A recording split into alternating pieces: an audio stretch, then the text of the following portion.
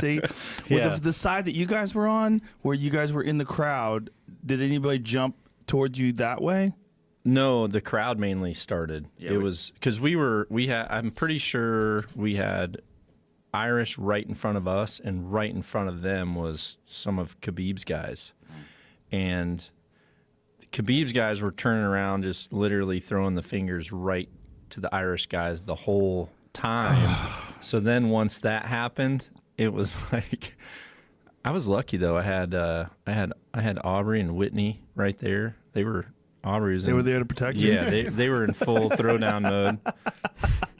I was one of the dumb people just kind of looking around like, they were going to throw mushrooms at everybody. Yeah, is there any immediate danger? No.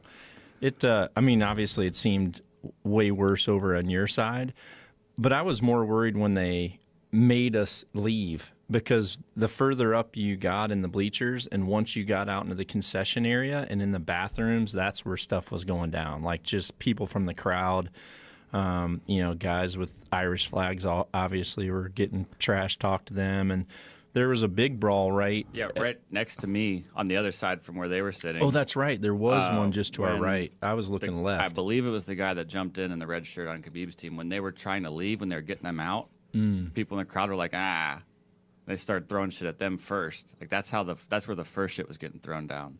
And how did people know that it was them? We all saw him. We could see the guy it. next to me was like, that's the guy right there, right? And I was like, I don't know. And he went and tried to do something, and I was like, good luck. I don't know what you're doing, bud. There's a price to be paid for all this shit. Like all the drama and the trash talking that makes it so fun. It also, it has the potential for blowing up in your face. Ultimately, like a couple people got punched, but it was in an event where a bunch of people got punched. You know what I mean? It's like way more than that. It was awesome. Yeah, but you know what I'm saying? It's like we made it seem. It seemed like it was way worse than it really was, because in any other situation it would be way worse than it really was. Like if it was a rock concert and some dudes just from if one band was the opening band and then there was another band that was in a brawl with them and they were the main event. And then the fans of one band threw down with the fans of the other band and beat the shit out of each other. That would, for whatever reason, be way worse than when it's at a fight. Because if it's at a fight, it's just fighters. Oh, I saw this. The insane clown. Same time. This was going on. This insane clown posse guy tried to drop kick Fred Durst. Fred Durst wasn't even looking at him. Running head start and misses. And look at it. He turns around. He's like, what? And he just kept going. I haven't seen Fred and then they dragged in that dude off. I mean, that is maybe the worst public drop kick in the history of the world. I think they meant he dropped when he tried to kick. Well, he tried to. That was a classic drop kick. Yeah. Classic pro wrestling drop kick. But his problem is he threw it like a pro wrestler would, where you don't really hit the guy. You just kind of touched him. And if Fred was playing along, it would have been awesome. We need a slow-mo replay. Fred would have went flying.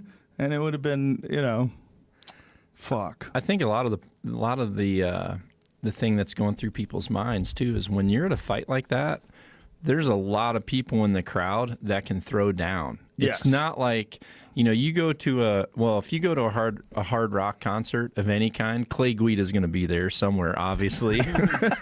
But as long as you can avoid Clay, like your opportunity of finding a guy that can really throw cuffs is going to be way smaller than when you're at the UFC and you look around. It's hard not to see cauliflower ear. Yeah. So I mean, someone who's in the crowd that's just a shit talker, he knows if I just turn around and talk shit, I could get wrapped up and be dead quick. Yeah, that's a very high number of people that could fuck you up at one of those events. It's probably like 30%. 30% of the people in the audience actually know how to fight. That's high. I think it'd be higher.